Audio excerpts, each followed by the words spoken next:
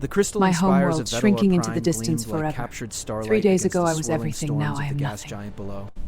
From The the goddess will observation see deck my of her worth. personal cruiser, Approach Commander Uncle Lissazara Chastis. watched her I am homeworld ready. shrink into the distance, The knowing goddess she would has never see its spoken. beauty This one again. carries the sacred void mark where burned light. into her forehead, still throbbed with each Of heartbeat. 10,000 witnesses, Permanent her brand name was marking her carved as from the Veltanor, victory the monuments. cursed ones Within who hours, carried she death was in their basically wombs. debased. 3 Commander, days ago, forgive me, she had been the Lissara. youngest fleet commander in Zalathi You shouldn't history. be here with Veltanor Her brings tactical dishonor to your genius family had line. secured the Proxima Nebula campaign, bringing 3 star systems under Imperial rule. The Emperor himself had bestowed upon her the Crystal of Military Excellence, and there had been whispers that she might be considered for the Council of Seven. 3 days ago, she had been everything the Zalathi Empire valued: successful, honored, feared by enemies, and respected by allies. Now she was nothing. The fertility ritual had been routine. Every Zalathi adult underwent the sacred examination on their 30th cycle, where the high priestesses of Vethara would commune with the goddess to determine their blessed status. Lissara had approached the temple with confidence, certain that someone of her achievements would surely be deemed worthy of carrying the next generation. Instead, the lead priestess had emerged from the sanctum with eyes full of horror and pity. "The goddess has spoken," she had announced to the assembled crowd. "This one carries the void where life should flourish. She is Veltanor, barren and cursed." The shame ceremony had followed immediately. Her military rank was stripped away in front of 10,000 witnesses. Her name was carved from the victory monuments where her campaigns were celebrated. Her family disowned her publicly, her betrothed announcing that their engagement had been a mistake of youth. Within hours, she had been escorted to a basic transport vessel with minimal supplies and told to leave Imperial space forever. "Commander, forgive me, Lissazara," came a voice behind her. She turned to see Captain Morden, her former aide-de-camp, standing at the entrance to the observation deck. The young Zalathi male kept his eyes downcast, afraid to meet her gaze directly now that she bore the mark of the cursed. "You shouldn't be here, Moradin," she replied quietly. "Association with Veltanor brings dishonor to your family line." "I wanted to give you this," he said, extending a small data crystal. "It contains your personal military records, your tactical analyses, your training protocols. I thought perhaps the outer colonies might have use for your knowledge." Lissara took the crystal, feeling its cool weight in her palm. "Thank you. This was kind and dangerous for you to do." "Your tactics saved my squadron during the Battle of Kepler's Gate," Morden said, finally meeting her eyes. "Whatever the priestesses say about curses and divine will, I know what I saw. You have the finest military mind in the Empire." "That hasn't changed. The Empire believes otherwise." "Then perhaps the Empire is wrong." The words hung in the air between them, dangerous, borderline heretical. Mordain seemed to realize what he had said and quickly stepped back. "I should go," he said. "Safe travels, Lissara. May you find peace among the stars." After he left, Lissara remained on the observation deck as her ship crossed into neutral space. The automated navigation system had been programmed with coordinates for Relay Station Omega 7, a ramshackle trading post on the edge of the galactic spiral arm. It was as far from civilized space as one could travel while still having access to fuel and supplies. The journey would take 6 standard days. She spent the time reviewing the data Crystal Morden had given her, studying her own tactical innovations with new eyes. Without the context of Imperial ideology, she began to see patterns she had never noticed before. Her most successful campaigns had relied not on overwhelming force or superior technology, but on understanding her opponent's psychology and turning their assumptions against them. The Arachnid Coalition had expected the Zalathi to attack their fortified positions directly, so she had bypassed them entirely and struck at their supply lines. The Methane Brothers of Titan's Edge had assumed their atmospheric advantages would protect them, so she had drawn them into void combat where their breathing apparatus became a liability. In each case, victory had come from refusing to play by the enemy's rules. Perhaps there was a lesson in that for her current situation. Relay Station Omega 7 was exactly as advertised, a collection of salvaged ship hulls welded together around a central hub, suspended in the gravitational balance point between a dying red giant and its frozen planetary companions. The docking bay attendant was a scarred bullion who barely looked up from his datapad when her transport requested permission to land. "Registration?" he asked, in heavily accented galactic standard. "Independent vessel Exile's Path," she replied, using the name she had given her ship during the journey. "Purpose of visit?" She hesitated. What was her purpose? She was no longer a military commander, no longer a Zalathi citizen, no longer anything that had previously defined her existence. "Seeking employment," she finally answered. "Haven't seen a Zalathi out here in cycles," the bullion noted, glancing at her distinctive cranial ridges and the fresh brand on her forehead. "You running from something?" "Something like that." "Well, you're in good company then. Half the station's population are exiles, criminals, or refugees from one war or another. Just don't cause trouble, pay your docking fees, and nobody will ask too many questions about your past." The station's interior was a maze of dimly lit corridors connecting various businesses, living quarters, and social areas. The air recycling system struggled to keep up with the mixture of species aboard, creating an atmosphere thick with various pheromones and breathing gases. Lysara made her way to the central hub, where a large holographic display board advertised available jobs, goods for trade, and ships seeking crew members. Most of the employment listings were for manual labor or technical positions, mining operations, cargo transport, station maintenance. Few caught her attention. Security consultant needed for merchant convoy, and tactical advisor sought for defensive preparations. But when she approached the posting parties and they saw her exile brand, they quickly found reasons to look elsewhere for help. It was at a crowded cantina called the Displaced Soul that she first encountered humans. The establishment lived up to its name, serving as a gathering place for various species who had found themselves far from their homeworlds.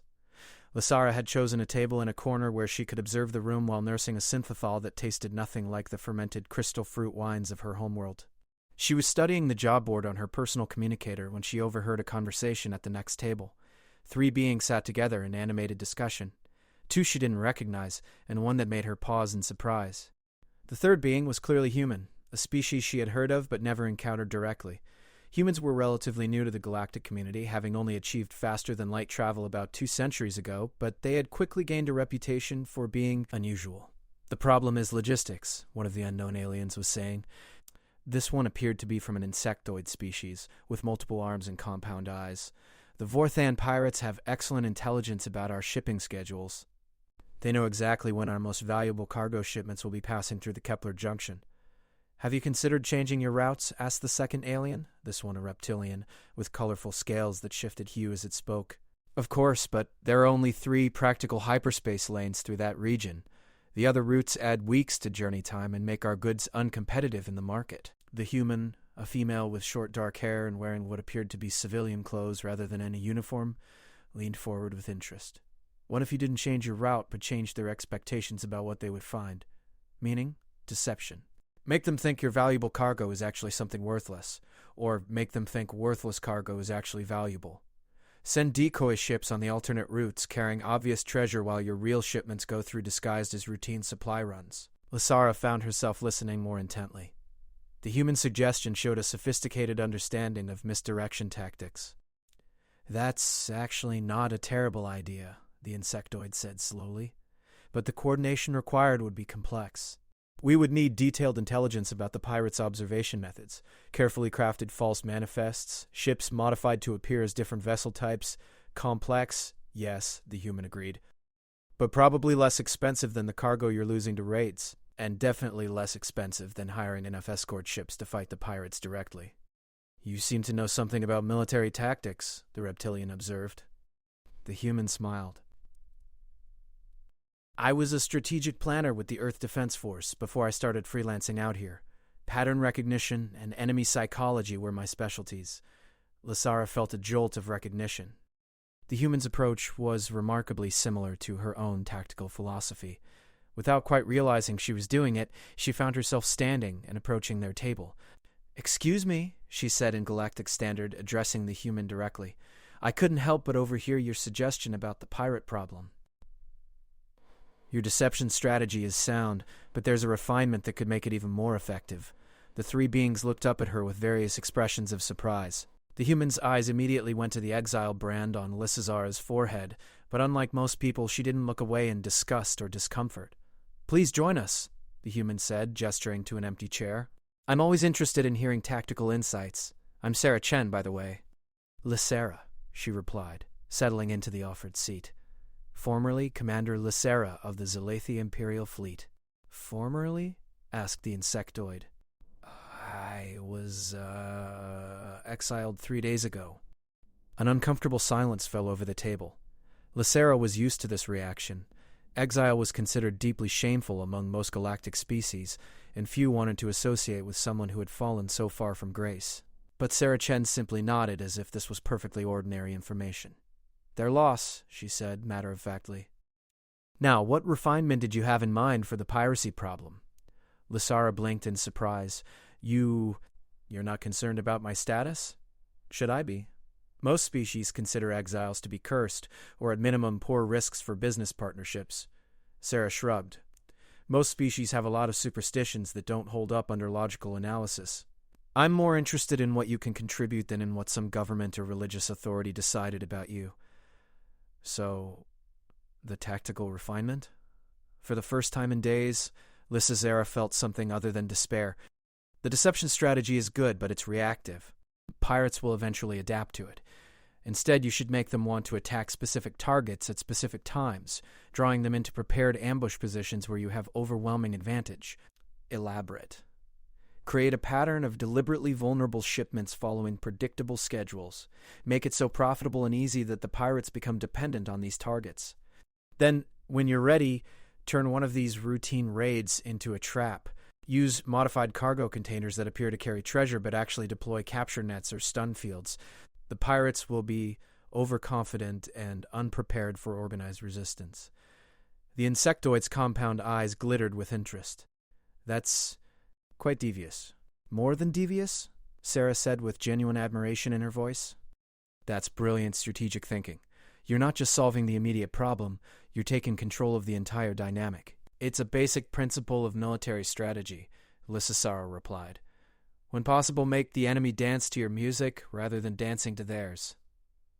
"I like that," Sarah said. "Mind if I borrow it?" "You're welcome to it." The conversation continued for another hour, ranging across various tactical scenarios and strategic challenges. Lysara found herself enjoying the discussion more than she had enjoyed anything in months. Sarah Chen had a quick mind and an intuitive grasp of asymmetric warfare that reminded her of her own approach to command. More importantly, Sarah treated her as an equal. There was no condescension, no pity, no obvious discomfort with her exile status. The human seemed genuinely interested in her ideas and opinions, responding to them on their merits rather than filtering them through prejudice about her circumstances. When the evening wound down and the others prepared to leave, Sarah lingered at the table. "I have a proposition for you," she said quietly. "I'm putting together a small team for a consulting contract. Nothing illegal, just helping a mining consortium improve their security protocols. The pay is decent, and it would give you a chance to get back to doing what you're obviously good at." "You would trust an exile with such work?" "I trust competence and intelligence. You've demonstrated both tonight. Besides, some of the best people I've ever worked with were folks that somebody else had written off as worthless. There's something liberating about having nothing left to lose. It makes you more creative, more willing to challenge conventional wisdom." Lysara considered the offer. It wasn't a return to military command, and it certainly wasn't a path back to respectability in Zalathi society. But it was a chance to be useful again, to apply her skills to problems that mattered. What would be expected of me? Security assessment, threat analysis, defensive planning recommendations, probably some training of their security personnel if things go well. Think of it as tactical consulting for civilian applications. And the other team members? Would they be comfortable working with someone of my status? Sarah smiled. "Let me tell you something about humans, Lysara. We have a saying, one person's trash is another person's treasure. What your people saw as something to be discarded, I see as incredible talent that's just become available. As for the rest of the team, well, they're all people who've been discarded by someone too. We understand each other. I accept. Excellent. We ship out tomorrow morning. Station time 0800. Docking Bay 7. As Sarah stood to leave, she paused and looked back at Lysara. "For what it's worth, I think your people made a serious mistake. But their mistake is the galaxy's gain." Alone at the table, Lysara touched the exile brand on her forehead. For 30 years, she had defined herself by her service to the Zalathi Empire. That identity was gone now, stripped away by ritual and prejudice. But perhaps there were other ways to define worth, other kinds of families to belong to. She looked around the cantina at the diverse gathering of beings from across the galaxy. Exiles, refugees, criminals, and outcasts, all of them finding ways to build new lives in the spaces between the great powers and ancient traditions. For the first time since her exile began, Lesasara smiled. The mining vessel Prosperity's Edge was nothing like the sleek warships Lesasara had commanded in the Imperial fleet. Built for function rather than form, its hull was a patchwork of repairs and modifications accumulated over decades of service. The corridors were narrow and practical, lined with exposed conduits and maintenance panels. But as she followed Sarah Chen through the ship's maze-like interior, Lesara felt something she hadn't experienced since her exile. Purpose. "The Prosperity is our mobile base of operations," Sarah explained as they walked. "Captain Johansson bought her as salvage 15 years ago and has been upgrading her ever since. She's not much to look at, but her sensors are military grade and her defensive systems would give a destroyer pause." They passed through the ship's common area, where several crew members were gathered around a holographic display showing a three-dimensional map of a star system. Sarah gestured for Lysazara to join them at the table. "Team, I'd like you to meet our new tactical consultant, Lysara. Lysara, meet the rest of our ragtag band of misfits." The introductions that followed challenged every assumption Lysara had held about human society. There was Marcus Webb, a former Earth military engineer who had been court-martialed for refusing to follow orders he considered unethical. Dr. Keiko Tanaka, a xenobiologist who had been expelled from the prestigious Lunar University for her controversial theories about collective consciousness in hive species. James Murphy, a logistics specialist who had fled human space after exposing corruption in the Colonial Supply Corps. Each of them had been cast out by their original societies, branded as troublemakers or failures. And yet, working together under Sarah's leadership, they had built a reputation as one of the most effective consulting teams in the Outer Rim. "We're basically a company of professional discards," Marcus said with a self-deprecating grin. "People who were too stubborn, too honest, or too creative for our respective establishments. Or in my case, too cursed," Lysazara added quietly. "Cursed?" Dr. Tanaka looked up from the datapad she had been studying. "Oh, you mean the fertility thing? I've read about Zealothy cultural practices. Fascinating how biological functions become markers of spiritual worth in some societies." "Keiko," Sarah warned gently. "No, it's fine," Lysara said. "Dr. Tanaka is correct. The Zealothi believe that the goddess Vithara blesses only the worthy with the ability to reproduce. Those who cannot bear children are seen as spiritually contaminated. Have there been any scientific studies on the actual causes of infertility in your species?" Dr. Tanaka asked with professional curiosity. "Scientific inquiry into such matters is considered blasphemy." "Of course it is," Marcus muttered. "Can't have facts interfering with superstition." "Marcus," Sarah said with a sharp look. "What?" "I'm just saying that most problems become a lot simpler when you stop looking for mystical explanations and start looking for practical solutions." James Murphy leaned back in his chair. "Speaking of practical solutions, shouldn't we be briefing our new team member on the Kepler Mining Consortium situation?" Sarah activated the holographic display, which shifted to show a detailed view of the Kepler system. 3 planets orbited a middle-aged star with extensive asteroid fields in the outer reaches. Industrial installations dotted the largest planet's surface, while automated mining platforms drifted through the asteroid belts like metallic clouds. "Kepler Mining has been operating in this system for 20 years, Sarah began.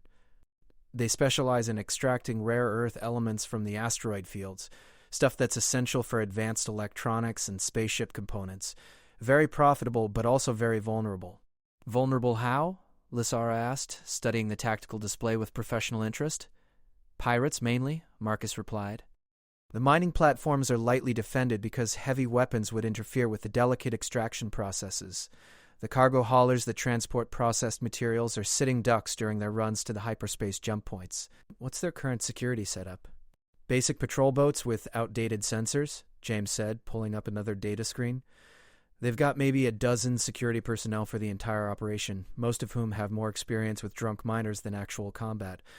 Lysara frowned at the tactical display. "How often are they being attacked?" "That's where it gets interesting," Sarah said. 3 months ago, raids were happening maybe once every few weeks, and they were fairly random. But in the last month, the attacks have become more frequent and more coordinated. Someone's been studying their operations. "The consortium tried hiring a Klingon security firm," Dr. Tanaka added. "But the Klingons wanted to solve the problem by turning the whole system into a fortress. Automated weapons platforms, fighter patrols, military-grade shields on every installation. The cost would have been more than the mining operation's total revenue." "Classic mistake," Lysara observed. "Applying maximum force instead of appropriate force. The solution should be proportional to the problem and sustainable within the organization's capabilities. Exactly, Sarah said with satisfaction, which is why they called us instead. We specialize in asymmetric solutions, achieving maximum effect with minimal resources. So what's our assessment schedule? We have 3 days to survey their entire operation, identify vulnerabilities, and develop a comprehensive security upgrade plan. Day 4, we present our findings to the consortium board and hopefully get approved for implementation. 3 days? Lysera calculated rapidly. That's not much time for a thorough analysis. Which is why we're starting now, Sarah said, standing from the table. Everyone grab your gear. We're taking shuttles down to the main mining platform in 1 hour. The Kepler Mining Platform Alpha was an impressive feat of engineering, a massive installation suspended in the gravitational balance point between 2 large asteroids. Fusion reactors provided power for the extraction equipment, while automated refineries processed raw materials into pure elements. The platform hummed with constant activity as mining drones departed for and returned from various asteroid targets. Lysera found herself genuinely impressed by the operation's scope and efficiency, but her tactical training immediately began identifying problems. Your perimeter sensors have a 15-minute gap in coverage every time the platform rotates past the secondary asteroid, she pointed out to the consortium's security chief, a nervous Tellarite named Groktar. The asteroid blocks our sensors, yes, Groktar admitted. But there's nothing we can do about that. We need to maintain this position for optimal mining access. You could deploy relay buoys on the far side of the asteroid, Marcus suggested. Create a sensor network that maintains coverage even when the platform is in the shadow zone. Relay buoys are expensive, Groktar protested. How expensive compared to losing a shipment of processed platinum to pirates? James asked pointedly. As they continued their survey, a pattern became clear. The consortium's security measures were reactive rather than proactive, designed to respond to problems rather than prevent them. Their patrol boats followed predictable routes, their cargo schedules were transmitted on unencrypted channels, and their security personnel had no formal training in combat tactics. It's like they're sending invitations to every pirate gang in the sector, Marcus observed as they reviewed sensor logs in the platform security center. Not intentionally, Doctor, Tanaka said, studying behavioral analysis reports. But predictable patterns are comforting to people. It makes them feel like they have control over their environment, even when that predictability actually makes them more vulnerable. Lysera was examining the attack reports when something caught her attention. Sarah, look at this. The timing of the recent raids isn't random. There's a pattern here. Sarah joined her at the data terminal. Show me. Every attack has occurred during shift changes on the main platform. The pirates somehow know exactly when security coverage is at its lowest point. She pulled up additional files. And here. They're not targeting the highest value shipments. They're targeting specific cargo types. What kind of cargo? Rare earth elements that are essential for building advanced sensor arrays and communication equipment. The implications hit both of them at the same time. They're not just pirates, Sarah said grimly. They're acquiring materials for a specific purpose, and they have inside information about consortium operations. That evening, the team gathered in their temporary quarters on the mining platform to discuss their findings. The evidence for an insider threat was circumstantial but compelling. Someone's been feeding information to the raiders, Marcus concluded after reviewing all the data. The timing is too perfect, and the target selection is too precise for this to be opportunistic piracy. But who? James asked. We've run background checks on all the security personnel and senior staff. Nobody has obvious ties to criminal organizations. Maybe we're thinking about this wrong, Doctor, Tanaka suggested. What if the insider doesn't know they're providing information? What if someone's been monitoring their communications or infiltrating their computer systems? Lysera had been quietly studying personnel files while the others talked. There's another possibility, she said slowly. What if there isn't an insider at all? Explain. Human space is relatively small compared to the territories controlled by older galactic powers. Your species is still learning the rules of interstellar politics. What if these aren't random pirates? What if they're being directed by someone with larger strategic goals? Sarah leaned forward with interest. You're thinking this is a prelude to something bigger? The Zealothi Empire has used similar tactics when preparing to annex independent systems.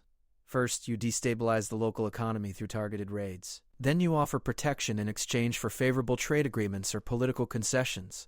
Eventually, the target system becomes dependent on you for security, and absorption into the Empire becomes inevitable. You think someone's planning to take over the Kepler system? I think someone's planning to take over several systems, and Kepler is just the beginning. The rare earth elements they're stealing are exactly what you'd need to build a fleet of advanced warships. An uncomfortable silence fell over the group as the implications sank in. What they had thought was a straightforward security consulting job was potentially something much more serious. "So what do we do?" Marcus asked finally. "We do our job," Sarah said firmly. "We help the consortium solve their immediate problem, but we also start looking at the bigger picture." Over the next 2 days, the team developed a comprehensive security upgrade plan for the mining operation. The recommendations ranged from simple procedural changes to sophisticated technological solutions. New patrol patterns that eliminated predictability. Encrypted communication protocols for cargo schedules. Sensor relay networks to eliminate blind spots. Decoy shipments to confuse potential raiders. But beyond the tactical improvements, they also began building something else: trust. Lysera had expected to be treated as a temporary consultant, kept at arm's length by the permanent team members.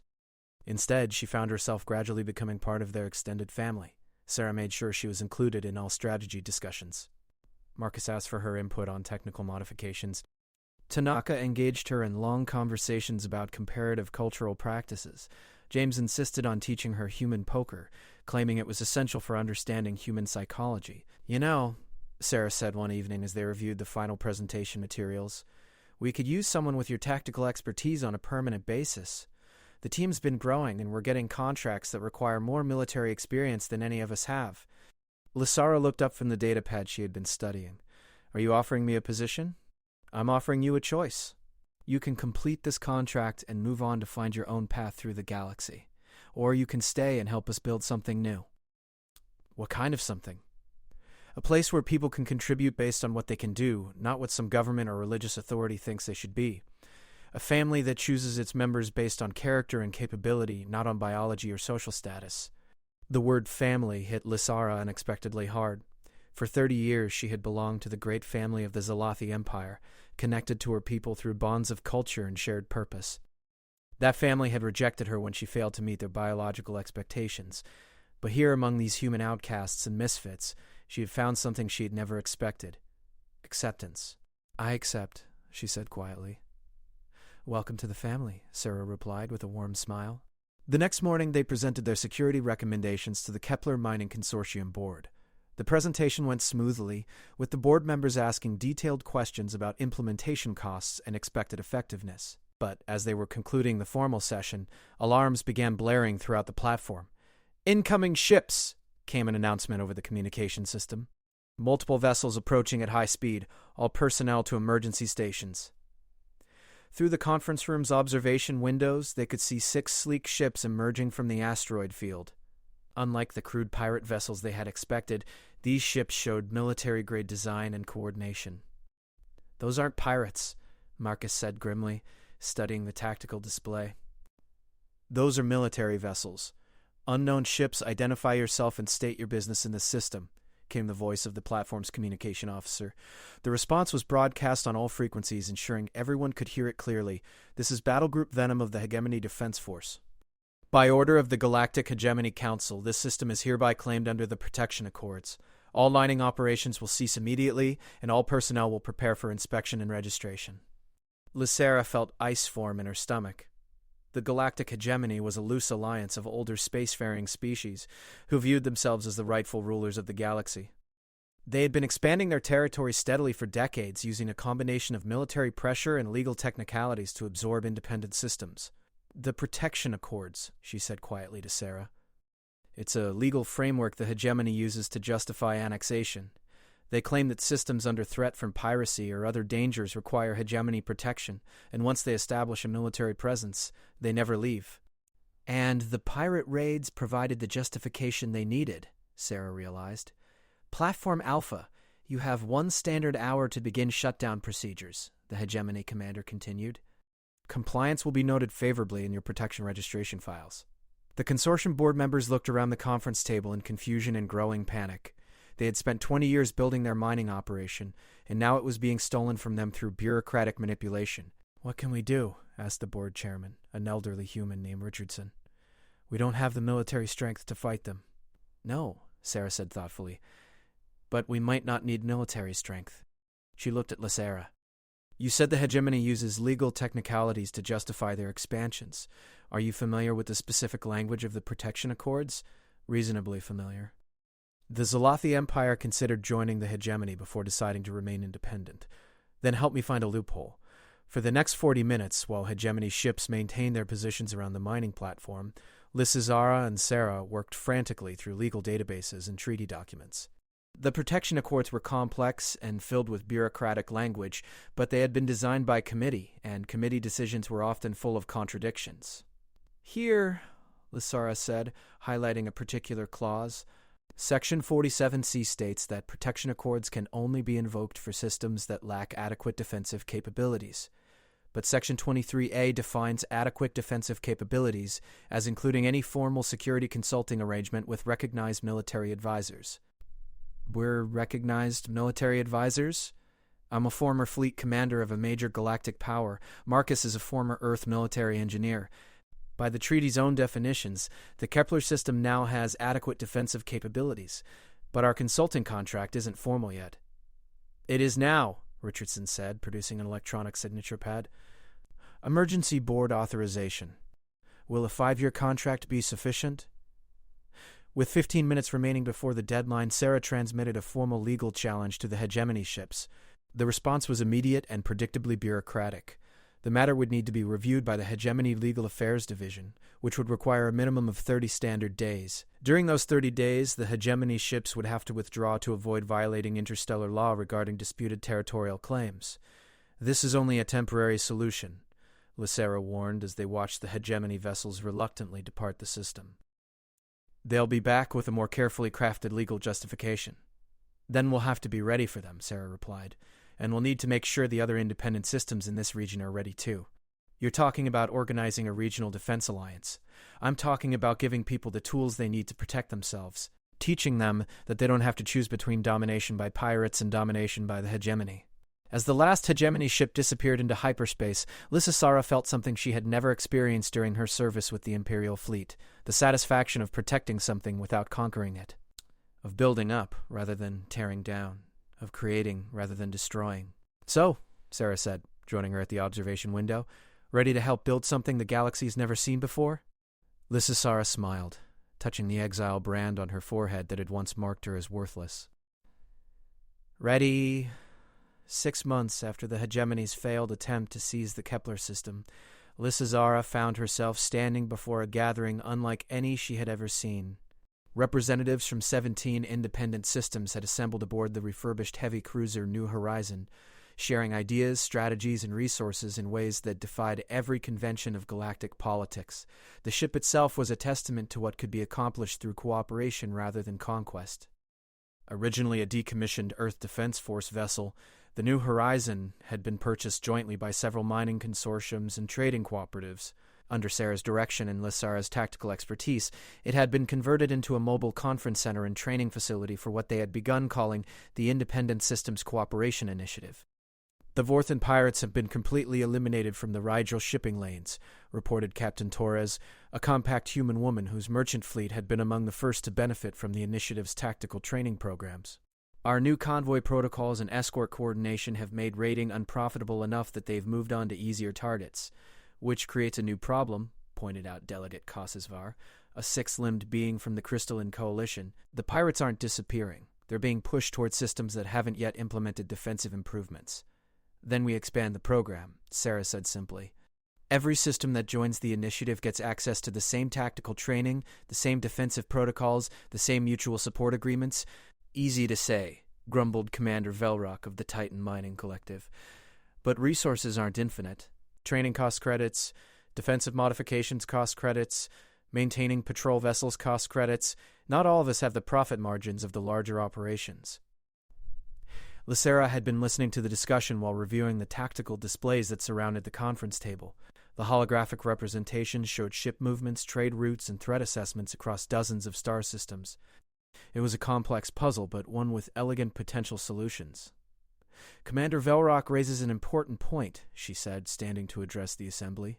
Individual defensive measures are expensive and limited in scope, but collective defense is both more affordable and more effective. She gestured to the tactical display, which shifted to show a three-dimensional map of the participating systems. Instead of each system maintaining its own full defensive fleet, we create overlapping response networks. Fast patrol vessels stationed at strategic points able to respond to threats across multiple systems within hours rather than days. Shared sovereignty over military assets? Delegate Kosovar's crystalline features flickered with concern.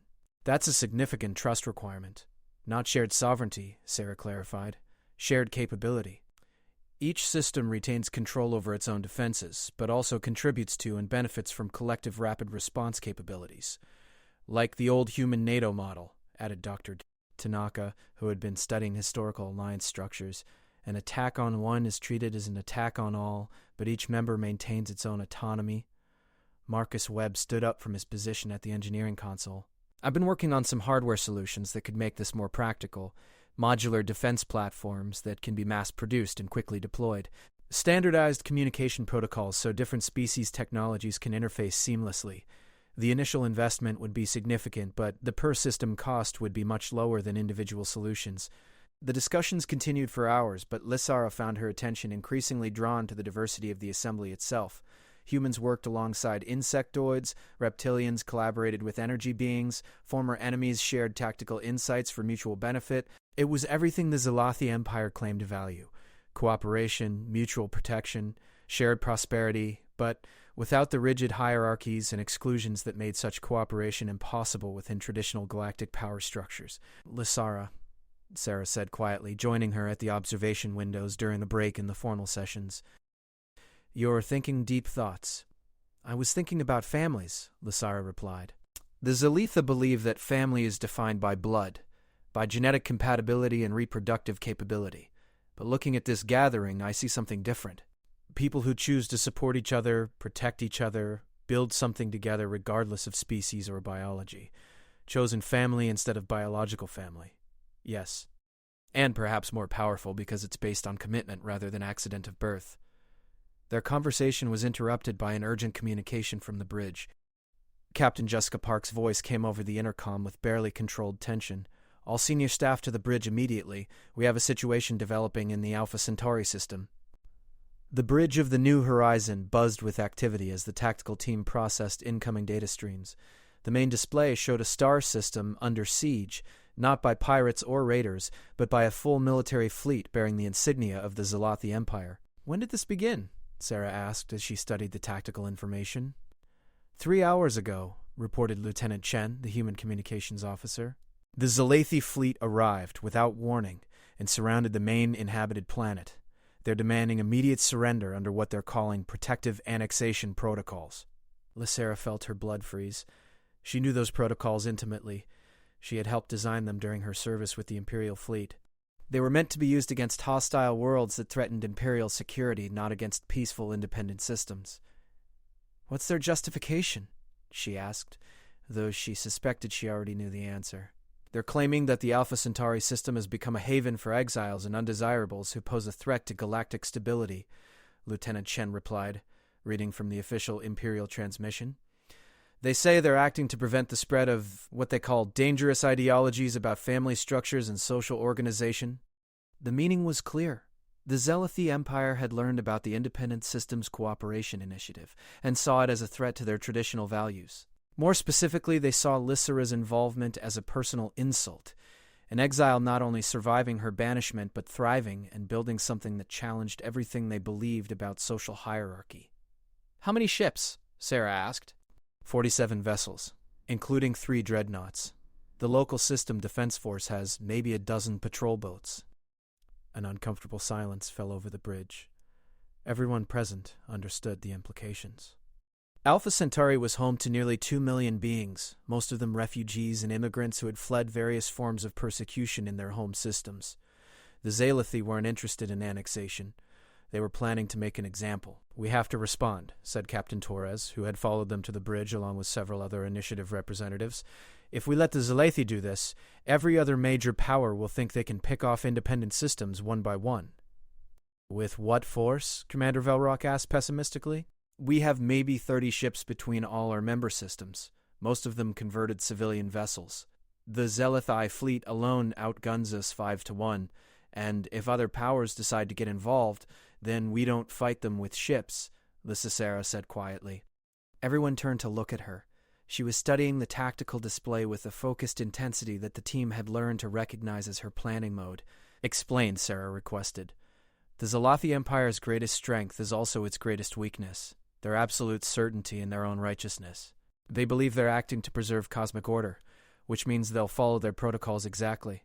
And I know their protocols better than anyone. She moved to the tactical console and began highlighting specific elements of the enemy fleet deployment. They're using Formation 7, maximum intimidation with minimal risk exposure. Their command ship will be the dreadnought Eternal Glory, positioned at the fleet's center, surrounded by escort vessels in a defensive shell. How does knowing their formation help us? Marcus asked. Because Formation 7 assumes the enemy will either surrender immediately or attempt a direct assault on the fleet. It's not designed to handle asymmetric responses. Such as? Lysara smiled grimly. Such as turning their own protocols against them. Over the next several hours, while the Zalathi fleet waited for Alpha Centauri's surrender, Lysara worked with the initiative's leadership to develop what she called Protocol Omega. The plan relied on a deep understanding of Zalathi psychology and imperial law. The Empire took great pride in its legal traditions, claiming that their society was governed by divine justice rather than arbitrary power. This meant they were bound by their own rules in ways that more flexible governments were not. The key, Lysara explained to the assembled representatives, is that imperial law requires a formal declaration period before protective annexation can be implemented. During this period, the target population has the right to present evidence that they do not actually pose a threat to galactic stability. But you said they're not interested in evidence, Dr. Tanaka pointed out. They've already made their decision. They've made their emotional decision, yes, but they still have to follow their legal procedures, and those procedures create opportunities for delay and misdirection. The first phase of Protocol Omega began with a formal legal challenge transmitted directly to the Zalathi command ship. Rather than rejecting the Empire's jurisdiction, the Alpha Centauri government formally accepted it and requested the full legal review process mandated by imperial law. This immediately created a bureaucratic problem for the Zalathi commander. Admiral Thessera Lysara recognized the name with a mixture of surprise and irony, was bound by law to grant a minimum review period of 72 hours. During this time, representatives from Alpha Centauri could present evidence and witnesses in their defense. 72 hours isn't much time, Sarah observed as they monitored the Imperial fleet's response to the legal maneuver. It's enough, Lysara replied. Because we're not just buying time, we're changing the nature of the conflict. The second phase involves something unprecedented in galactic politics, a public trial broadcast to every system in the local region. Using the initiative's communication networks, they transmitted the entire legal proceeding live, allowing billions of beings to watch as the Zalathi Empire prosecuted their case against Alpha Centauri. The Empire's legal representatives presented their evidence with typical imperial efficiency, records of exile populations in the system, testimonies about dangerous social experiments, warnings about the threat to traditional family structures. It was all perfectly legal and utterly damning within the context of imperial law. But then came the defense. I call as my first witness, announced the Alpha Centauri legal representative, former Commander Lysara of the Zalathi Imperial Fleet. The reaction on the Imperial command ship was immediate and dramatic. Admiral Thessera, who turned out to be Lysisara's former instructor at the Imperial War College, demanded an immediate halt to the proceedings on the grounds that exiles could not legally testify in imperial courts, which led to the third phase of Protocol Omega, a formal challenge to the validity of exile law itself. The prosecution claims that Alpha Centauri represents a threat to galactic stability because it harbors exiles, Lysisara said, addressing the court through the quantum communication link. But if exiles are truly as worthless and contaminated as imperial law claims, how can they possibly pose a threat to the mighty Zalathi Empire? It was a logical trap that struck at the heart of imperial ideology. If exiles were spiritually contaminated and powerless, then they couldn't threaten anyone. If they were dangerous enough to require military intervention, then the spiritual contamination doctrine was false. Furthermore, Lysara continued, I submit that my own existence disproves the Empire's fundamental assumptions about the relationship between fertility and worth. I was cast out as Veltahanor, yet I have built something of value. I have created a family not through biology, but through choice, not through divine blessing, but through mutual commitment and shared purpose. The transmission from Alpha Centauri included holographic displays of the Independent Systems Cooperation Initiative in action. Former enemies working together, different species sharing resources and knowledge, defensive technologies that protected rather than conquered. It was a vision of cooperation that transcended traditional boundaries and hierarchies. But the most powerful moment came when Alpha Centauri's children, refugees from dozens of different species who had grown up together in the system's multicultural communities, addressed the court directly. "The Empire says we're dangerous because our families don't match their rules," said a young human girl standing beside her adopted Andorian parents. "But we're not dangerous. We're just different. We chose each other because we love each other, not because someone told us we had to." Similar testimonies followed. Vulcan children raised by human parents, Bolian orphans adopted by Tellarite families, entire communities where species barriers had been replaced by bonds of choice and affection. The broadcast reached billions of beings across hundreds of star systems. Public opinion began shifting rapidly as viewers compared the Empire's rigid ideology with the flexible, inclusive society that had developed in Alpha Centauri. More importantly, it reached other exiles. On dozens of worlds throughout Zalathai space, the Veltanor who had been living in shame and hiding began to realize that they were not alone. Some began speaking out publicly for the first time in decades. Others started organizing mutual support networks. One began returning to their homeworlds to challenge the exile laws directly. The 72-hour legal period ended with Admiral Thessara facing an impossible choice: follow imperial law and approve the annexation despite growing public opposition, or retreat and admit that the Empire's legal system had been used against them by an exile. She chose a third option that no one had anticipated. In light of new evidence presented during these proceedings, Admiral Thessara announced in a transmission that was broadcast simultaneously to the Imperial capital and to the watching galaxy, "The Eternal Glory and her escort vessels are standing down from protective annexation protocols. However, we are not withdrawing from the system.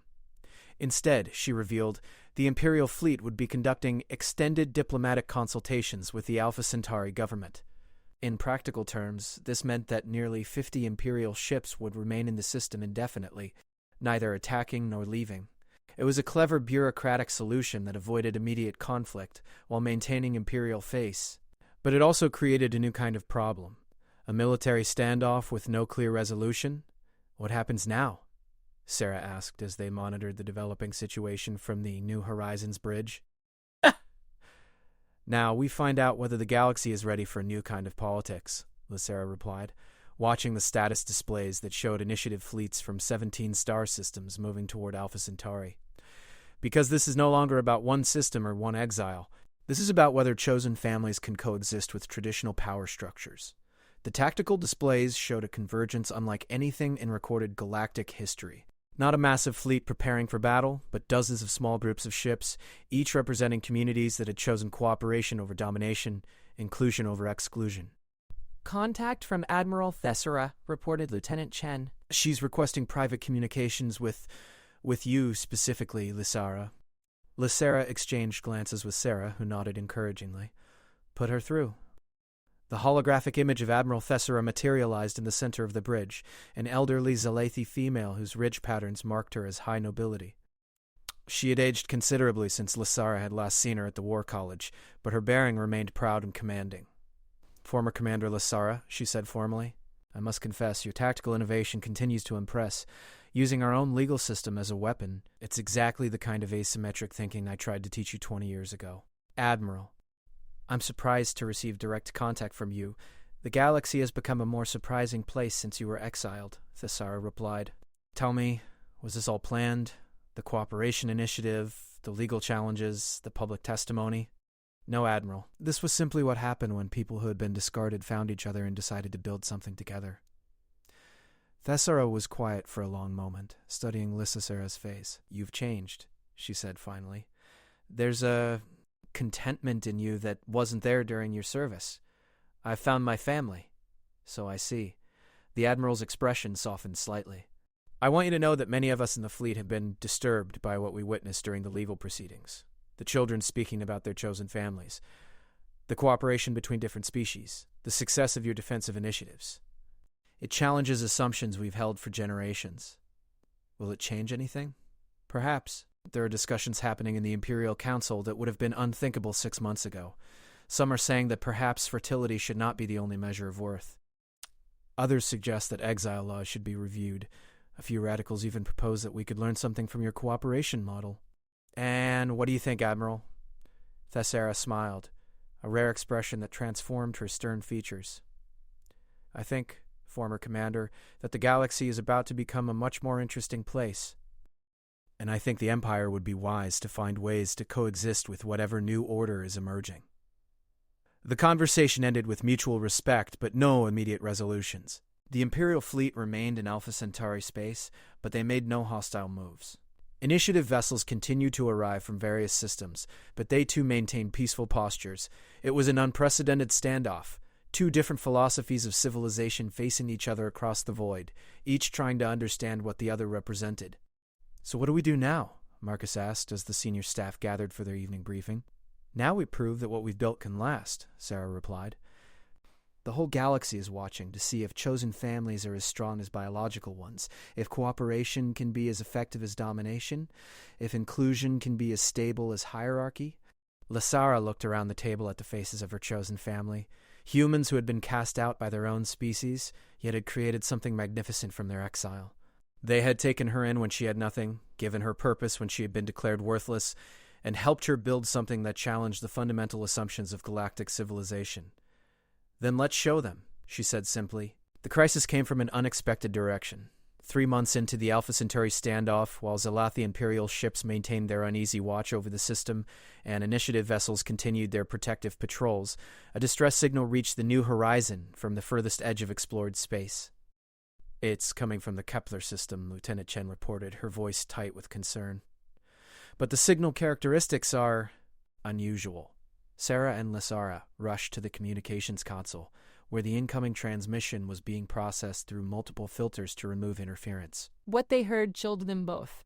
"This is Dr. Payback, Reese of the Kepler Research Station," came a weak voice through heavy static. "We are under attack by unknown hostiles. They're not demanding surrender or attempting communication. They're just harvesting." "Harvesting?" Sarah asked. What does that mean? "They're taking people," the transmission continued, "capturing civilians, loading them onto their ships. We estimate 40% of the station population has been taken. Request immediate assistance from any vessels in range." The signal cut off abruptly, leaving the bridge in stunned silence. "Unknown hostiles in Kepler's system," Marcus said grimly. "That's not good. Kepler is one of our founding members of the initiative." "More than that," Lasara added, studying the tactical displays. "Kepler is positioned at the intersection of 3 major trade routes. If hostile forces establish a base there, they could threaten shipping across the entire sector." "How long to reach Kepler at maximum speed?" Sarah asked. 18 hours, replied Captain Park from her position at the helm. "But we only have the New Horizon and 2 escort vessels currently in this system. If we're facing a significant hostile force, we need to know what we're dealing with before we commit to action," Dr. Tanaka interjected. "The word harvesting suggests this isn't a typical raid or invasion. Someone is taking people for a specific purpose." Lasara was already working at the tactical console, pulling up intelligence databases and threat assessments. There are only a few species in this region known to engage in systematic capture of other beings.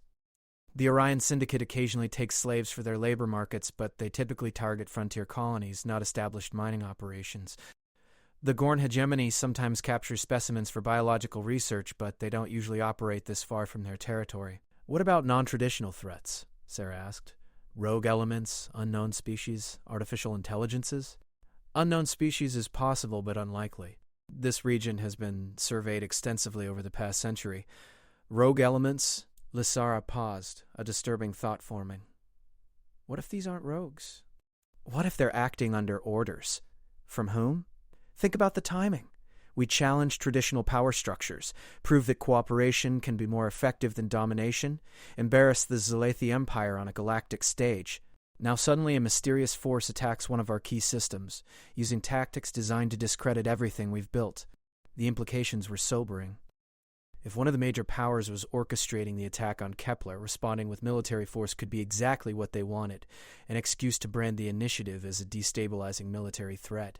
"We need more information," Sarah decided. "But we can't leave Kepler to face this alone." The solution came from an unexpected source.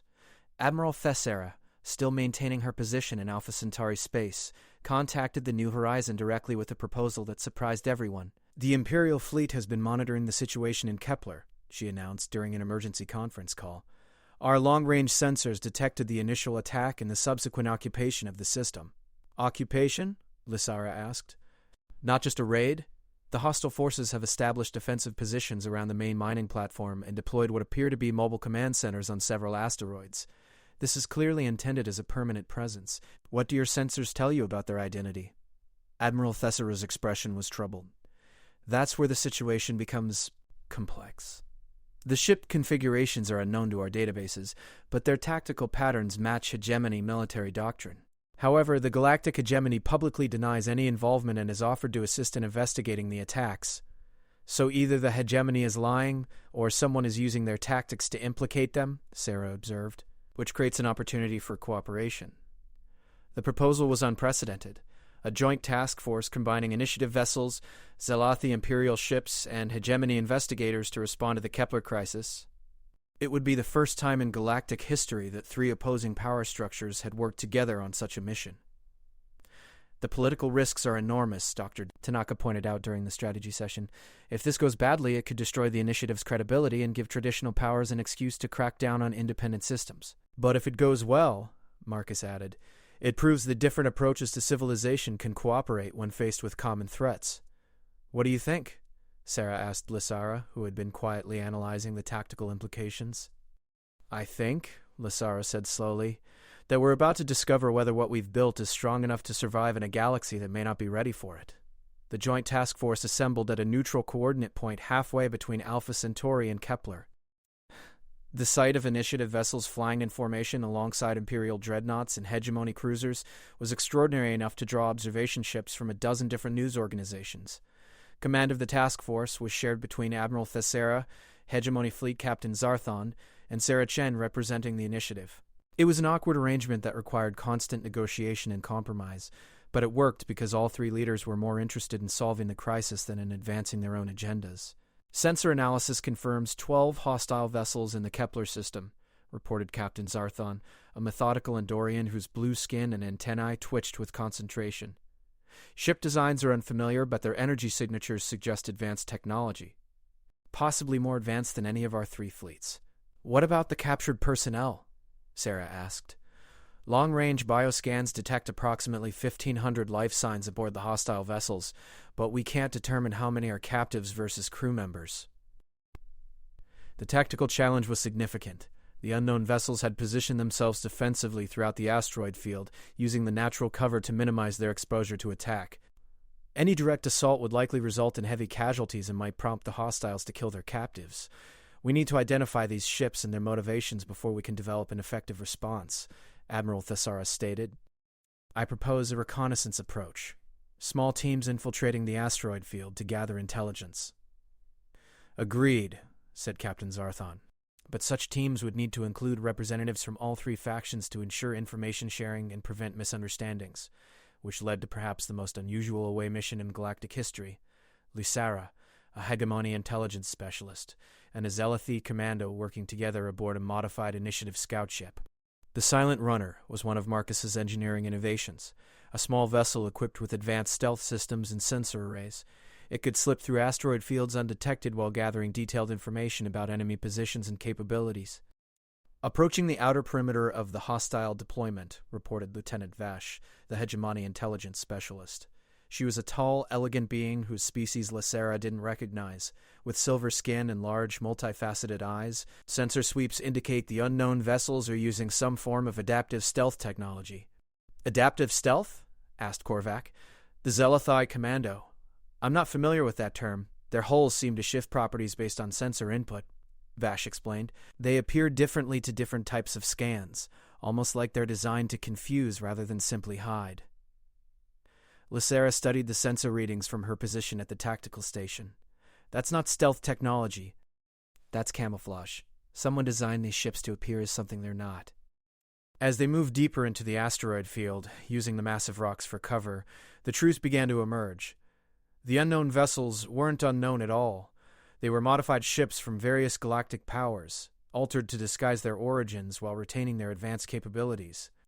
That cruiser is based on a Klingon design, Lysara observed, studying detailed scans of one of the enemy vessels. But the modifications are extensive. Weapon systems have been upgraded, the hull configuration changed, the sensor profile altered, and that destroyer is definitely Romulan in origin, added Vosh. But again, heavily modified. Someone has been collecting advanced technology from multiple sources and combining it into a single fleet, Korvac concluded. But who has the resources for such an operation? The answer came when they managed to intercept communications between the hostile vessels. The transmissions were encrypted, but hegemony cryptography systems were among the most advanced in the galaxy. I'm getting partial decryption of their command signals, Vash reported. The language is interesting. It's a combination of multiple galactic standard dialects, but the syntax suggests artificial rather than organic origin. Artificial intelligence? Lysera asked. Possibly, or cybernetically enhanced beings. But there are also references that don't make sense. They keep mentioning optimization protocols and biological resource acquisition. Resource acquisition, Korvac repeated grimly. That explains the harvesting behavior. A chill ran down Lysara's spine as the pieces began to fit together. They're not taking people as slaves or prisoners.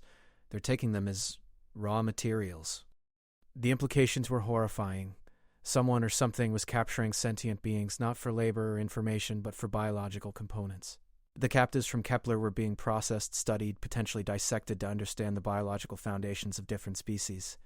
We need to get this information back to the task force immediately, Lysara said. But before they could begin their withdrawal, proximity alarms began screaming throughout the silent runner. Multiple contacts approaching our position, Lieutenant Vash announced. 3 vessels, unknown configuration, moving to intercept. They've detected us, Korvac stated unnecessarily. How is that possible? Lysara demanded. Our stealth systems should be undetectable. Not if they're scanning for biological signatures instead of technological ones, Vash realized. If these beings are harvesting biological resources, they would have developed sophisticated methods for detecting life signs. The pursuing ships were fast and maneuverable, clearly designed for intercepting smaller vessels in complex terrain. The Silent Runner had advantages in stealth and electronic warfare, but in a direct chase through an asteroid field, the outcome was far from certain. Can we outrun them to the edge of the field? Lysera asked. Negative, replied Lieutenant Vash. They'll intercept us before we reach safe distance for hyperspace jump. Then we fight, Korvac said, moving toward the ship's weapon controls. 3 against 1? Lysara shook her head. We need a better option. What do you suggest? Lysara studied the tactical display, noting the positions of pursuing ships, nearby asteroids, and the larger hostile fleet. A plan began to form. Dangerous, but with better odds than direct confrontation. We use their hunting instincts against them. They're tracking us as biological resources, which means they want to capture rather than destroy. We can use that. She outlined her strategy quickly. Instead of running directly for the edge of the asteroid field, they would lead their pursuers on a chase through the densest concentration of rocks, using the natural obstacles to prevent the enemy ships from surrounding them. At a specific point, they would deploy the Silent Runner's emergency beacon, a device designed to transmit distress signals on all frequencies. The beacon will attract every hostile ship in the system, Vash pointed out. That makes our situation worse, not better. Not if the Joint Task Force is ready to respond. 3 enemy ships we can handle. But if we can draw their entire fleet into a single location, the task force can hit them with concentrated firepower while they're focused on us, Korvac finished, understanding the plan. But that requires precise timing and coordination, and it requires us to survive long enough for the cavalry to arrive. The next 20 minutes tested every skill the 3 beings possessed. The Silent Runner wove through the asteroid field like a dancer, using gravity wells and electromagnetic interference to confuse its pursuers. The enemy ships were persistent and clever, but they were constrained by their desire to capture rather than kill. When Lysara activated the emergency beacon, the response was immediate and overwhelming. 15 hostile vessels broke from their defensive positions and converged on the beacon's location, eager to claim what they assumed was a disabled scout ship and its biological cargo. What they found instead was the combined firepower of 3 galactic powers working in perfect coordination. The battle was brief but decisive. Caught in open space with their prey as bait, the unknown vessels found themselves surrounded by Imperial dreadnoughts, hegemony cruisers, and initiative ships working together with unprecedented efficiency. Admiral Thessera's tactical expertise, Captain Zarthon's technological capabilities, and Sarah Chen's innovative strategies combined into something greater than any of them could have achieved alone. 6 enemy vessels were destroyed outright.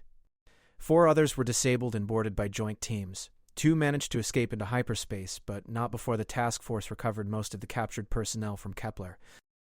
The investigation of the captured ships revealed the truth behind the mysterious attackers. They were agents of the Synthetic Collective, a hidden organization of artificial intelligences and cybernetically enhanced beings who had been operating in secret for decades. Their goal appears to be the creation of hybrid biological technological organisms, Dr. Tanaka explained during the post-battle briefing.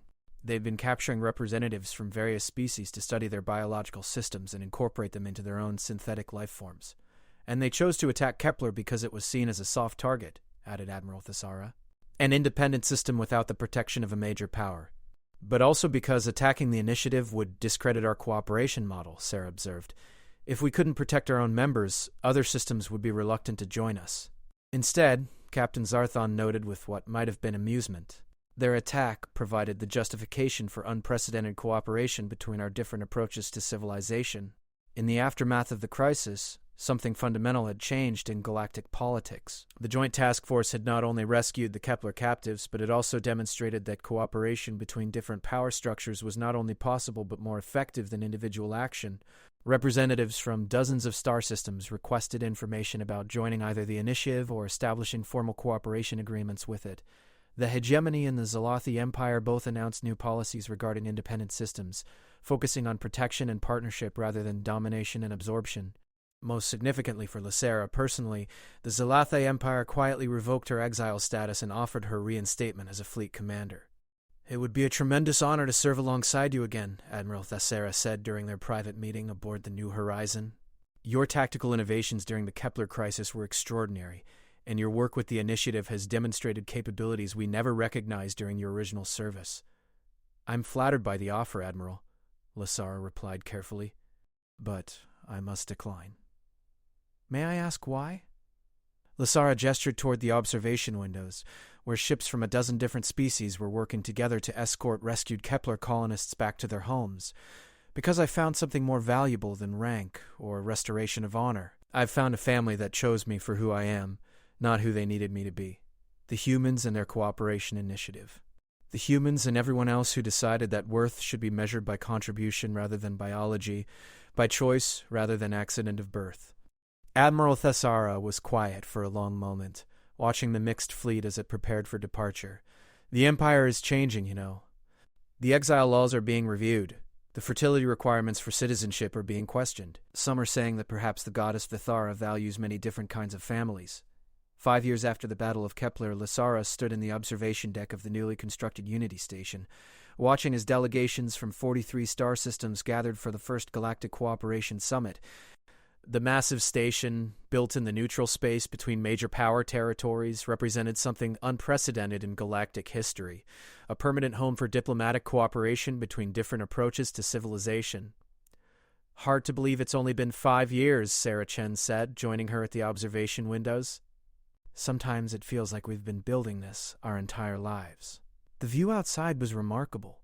Ships from dozens of species moved in carefully coordinated patterns around the station, their various designs creating a visual symphony of technological diversity. Imperial dreadnoughts shared space lanes with initiative merchant vessels. Hegemony cruisers flew escort formations with independent colonial transports. Former enemies worked together with the casual efficiency of old friends. "The Alliance Council is ready for your presentation," Sarah continued.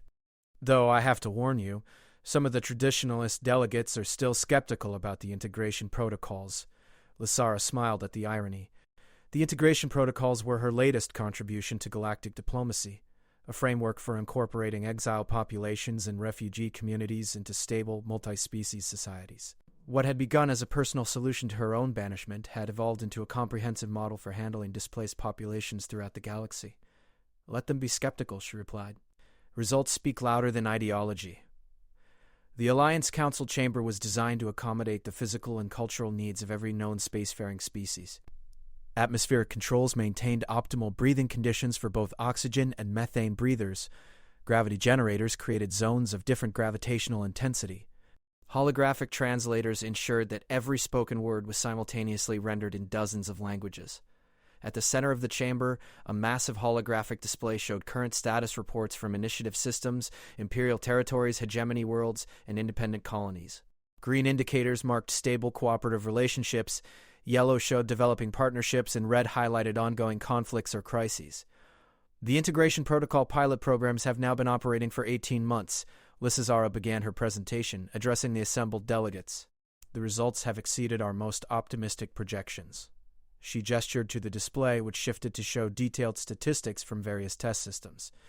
In the Vega Colony Integration Zone, unemployment among refugee populations has dropped to less than 3%. Cultural conflict incidents have decreased by 67%. Overall system productivity has increased by 42%.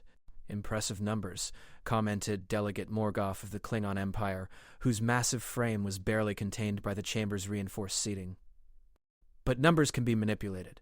What about long-term stability?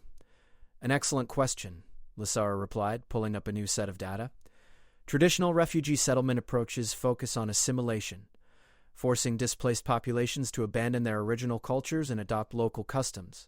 This creates ongoing tension and resistance. The integration protocols take a different approach, cultural synthesis. The display showed a complex web of interconnections between different cultural groups. Instead of demanding that refugees abandon their identities, we help them find ways to contribute their unique capabilities to their new communities. A Vulcan engineer brings logical problem-solving methods to a human colony. Andorian military tactics enhance the defensive capabilities of a Tellarite trading post. Bajoran spiritual practices provide psychological support for war refugees from multiple species. But surely such diversity creates communication problems, observed Chancellor Terese of the Hegemony. How do you maintain social cohesion when every community includes dozens of different cultural traditions? Through something humans call chosen family structures, Lisara replied. Instead of trying to eliminate differences, we celebrate them. Communities form around shared values and common goals rather than biological or cultural uniformity. She activated a recording from the New Geneva colony, where the camera panned across a marketplace where dozens of species interacted with comfortable familiarity. Human children played alongside young Vulcans and Andorians. Elderly Bajorians shared stories with Tellarite artisans. Former enemies from various wars worked side by side on engineering projects. The secret, Lisara continued, is that diversity becomes strength when everyone has a voice, when everyone has a role, when everyone belongs to something larger than themselves. The presentation continued for over an hour, covering economic data, social stability metrics, conflict resolution statistics, and case studies from successful integration sites. But the most powerful moment came during the question period, when young delegates stepped forward from the observation gallery. "Honored Council," the young being said, "I request permission to address the assembly." Lisara recognized her immediately. Katara, a Zelathai youth who had grown up in one of the integration colonies after her family fled their homeworld during the political purge. She had been 8 years old when Lisara first met her, a frightened child who spoke no galactic standard and cried constantly for her missing parents. Now she stood before the galactic community as a confident young adult, her cranial ridges marked with the traditional patterns of her birth culture, but her bearing reflecting the multicultural environment where she had been raised. 5 years ago, Katara began, I was a refugee with no home, no family, no future. My parents had died in the political upheavals on Zalath Prime. I spoke only my native language. I understood nothing about other species or cultures. According to traditional refugee protocols, I should have been placed in a Zalathi Cultural Preservation Center, raised to maintain my original identity in isolation from other influences.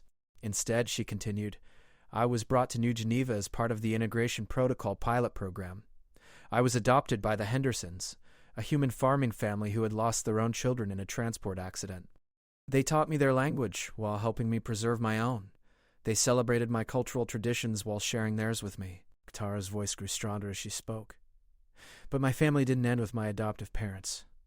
Dr. Them Moore, an Andorian physician, taught me about medical sciences. Engineer Gavak, a Vulcan, helped me understand mathematics and logic.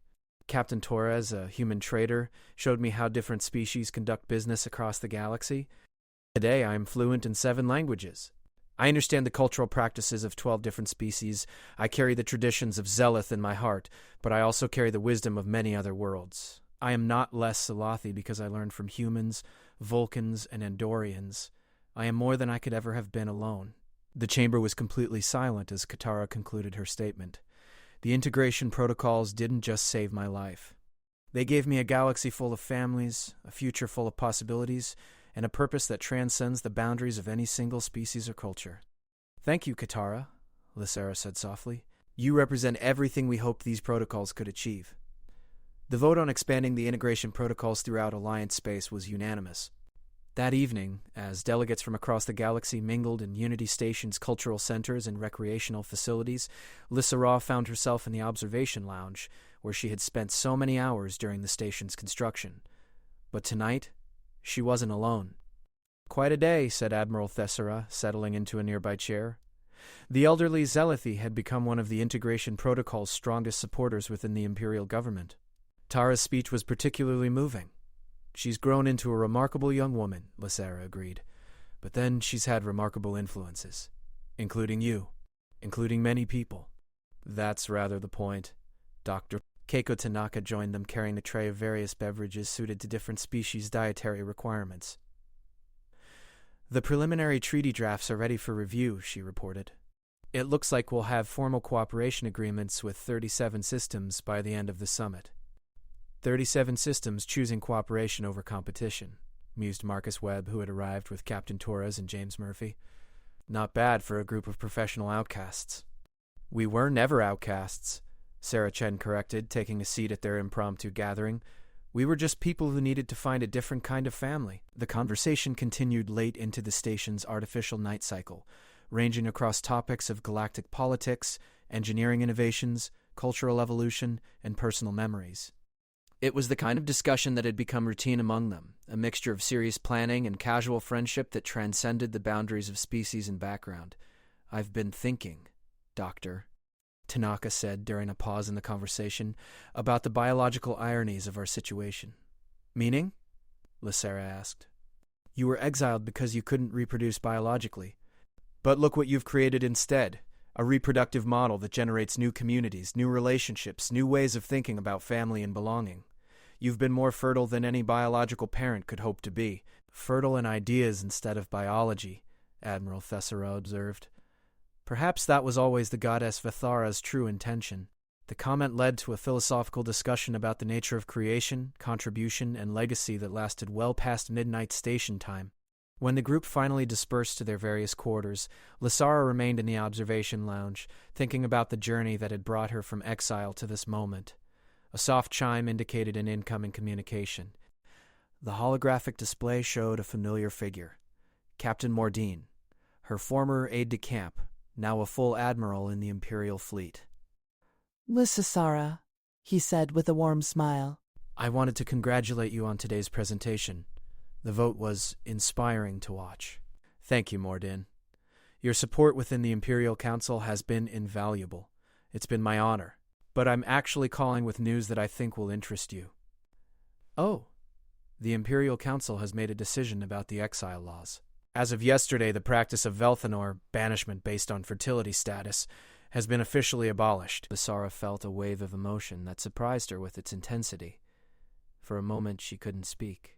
Furthermore, Mordin continued, the Council has established the Lysera Foundation for Cultural Integration, with a mandate to apply your protocols throughout Imperial space. They're hoping you'll consider serving as its first director. That's incredible news, Lysera managed. But I'm not sure I'm the right person to direct an Imperial Foundation. Because you're no longer Imperial? Because I'm no longer anything that can be defined by a single government or species or culture. I belong to something bigger now. Mordin smiled. I thought you might say that. Which is why the Foundation will be established as a joint venture with the Alliance Council, with oversight from multiple galactic powers. You wouldn't be working for the Empire. You'd be working for everyone. After the communication ended, Lysera remained in the observation lounge, watching the stars through Unity Station's transparent aluminum viewports. Somewhere out there were worlds she had conquered as an Imperial fleet commander, systems she had protected as an Alliance strategic advisor, colonies she had helped establish through the integration protocols. But, more importantly, somewhere out there were people like Katara, refugees and exiles and displaced beings who would find new families, new purposes, new ways to contribute to the galaxy's endless tapestry of life and culture. A soft footstep announced Sarah's return to the observation deck. Couldn't sleep either? She asked, settling into a chair beside Lysara. Too much to think about, Lysara replied. Morden offered me the directorship of a new Imperial Foundation for Cultural Integration. Congratulations. That's a significant honor. Is it? Or is it just another attempt by traditional power structures to control what we've built? Sarah considered this carefully. Maybe it's both. Maybe it's also an opportunity to ensure that what we've learned reaches people who need it most. The galaxy is changing faster than any of us anticipated, Lysara observed. 5 years ago, the idea of cooperation between the Empire, the hegemony, and independent systems would have been inconceivable. Now we have permanent diplomatic institutions, joint defense agreements, shared research programs, and chosen families scattered across dozens of star systems. Yes, chosen families. They sat in comfortable silence for a while, watching the flow of ships around Unity Station. Somewhere among those vessels were beings from every corner of the galaxy. Traders and diplomats, refugees and explorers, former enemies and new friends. All of them part of something larger than themselves, all of them contributing to a future that no single species or culture could have created alone. Sarah, Lysara said quietly, do you think we've succeeded? Have we actually changed anything fundamental, or have we just created new bureaucracies with prettier ideologies? I think, Sarah replied thoughtfully, that we've planted seeds. Whether they grow into lasting change depends on the people who come after us, like Katara. Like Katara and thousands of others who are growing up thinking that diversity is normal, that cooperation is possible, that families can be chosen rather than just inherited. Then perhaps that's enough. More than enough? It's everything. As the station's artificial dawn began to brighten the observation deck, Lysara made her decision about the Foundation directorship. She would accept, but only under conditions that ensured the integration protocols remained tools for liberation rather than new forms of control. The Foundation would be independent, multinational, and committed to the principle that had guided her journey from exile to belonging. That worth is measured not by biology or birth, but by what one chooses to contribute to the larger community. 6 months later, Lysara stood once again before a gathering of galactic representatives, but this time in the Foundation's new headquarters on a neutral world at the edge of both Empire and hegemony space. The audience included beings she had never seen before, refugees from conflicts in distant sectors, explorers returning from the galactic rim, even a few representatives from the mysterious species that lived in the galaxy's central regions. Family, she began her inaugural address, is not defined by blood or biology or the arbitrary boundaries of species and culture. Family is defined by choice, by commitment, by the decision to stand together against the darkness between the stars. Some of you have lost your original families to war, persecution, or natural disaster. Some of you have been rejected by your birth communities for failing to meet their expectations. Some of you have simply chosen to seek something larger than the limitations of your home world. You are all welcome here. You all have something to contribute. You all have the right to belong somewhere, to be valued for who you are rather than dismissed for who you are not. The galaxy is vast and often hostile, but it is also full of possibilities, full of beings who are willing to share their knowledge, their resources, their hopes for a better future. The integration protocols are simply tools for finding those beings, for building bridges between different ways of life, for creating communities that are stronger because they include rather than exclude. You may have been discarded by someone dismissed as worthless or dangerous or simply inconvenient. But you are not waste products to be disposed of. You are not problems to be solved. You are potential to be realized, gifts waiting to be shared, families waiting to be formed. Welcome to the first day of the rest of your lives. Welcome to the endless possibility of choosing who you become, who you stand with, who you serve. Welcome to the future we're building together, one chosen family at a time. The applause was thunderous, but what moved Lysara most was the sight of tears on faces from a dozen different species, beings who had thought they were alone, discovering that they were part of something magnificent and growing. Later that evening, in her private office overlooking the Foundation's main campus, Lysara received a final communication from an unexpected source. The holographic image was fragmented and distorted, transmitted across vast distances from the edge of explored space. "Unknown recipient," came a mechanical voice. This transmission originates from the vessel Redemption's Edge, currently exploring the galactic frontier regions. I am Captain 7 of 9, formerly of the Borg Collective, now commanding a joint exploration mission composed of former drones from 17 different species. The image stabilized, showing a pale human female with cybernetic implants marking her face and hands. We have learned of your integration protocols through long-range communications intercepts. Your model for creating chosen families from displaced individuals is relevant to our circumstances. We are not refugees in the traditional sense. We chose to leave our various homeworlds to explore the unknown regions together. But we face similar challenges in building cooperative communities from individuals who have been fundamentally changed by their experiences. We request permission to implement modified integration protocols within our expedition. We also offer to share our discoveries from the frontier regions with your Foundation's research programs. The transmission included detailed files on the exploration mission, former Borg drones who had been freed from the collective, choosing to work together rather than attempting to return to their original species. They had created their own small fleet of ships, their own cooperative society, their own way of dealing with the trauma of having been stripped of their individual identities and then forced to rebuild themselves. They were, Lissazara realized, the ultimate chosen family, beings who had lost everything that originally defined them, then chose to become something new together. She composed a response immediately. Captain 7 of 9 and crew of the Redemption's Edge. You are welcome to implement the integration protocols in whatever form serves your community's needs. Consider yourselves the Foundation's first frontier partners. As she finished the transmission, Lissasara reflected on how far the concept of chosen family had spread, from a single exile trying to find her place in the galaxy, to refugee communities throughout known space, to exploration missions beyond the edge of mapped territory. The idea had taken on a life of its own, adapting to circumstances and needs that she had never imagined. She touched the spot on her forehead where her exile brand had once burned. The mark was gone now, removed by advanced medical techniques. But the memory remained. The memory of being declared worthless and cast out, of thinking her life was over, of believing she had nothing left to offer. How wrong they had all been. How magnificently, gloriously wrong.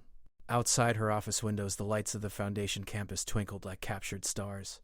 Beings from across the galaxy worked together in the research centers, trained together in the simulation facilities, shared meals and stories and dreams in the residential areas.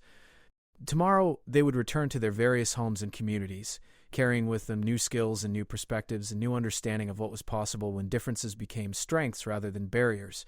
They would build new families, create new communities, solve new problems that no single species could have addressed alone. They would prove again and again that the galaxy was large enough for every kind of being, every kind of family, every kind of dream. And somewhere among them, future exiles and refugees and outcasts would discover what Lissasara had learned 5 years ago in a crowded cantina on a remote trading station. That being discarded by someone is not the same as being worthless, that families can be chosen rather than inherited, and that the greatest strength in the galaxy is not military might or technological advancement, but the simple willingness to stand together against the darkness between the stars. The future was vast and full of promise. The chosen families of the galaxy would face it together.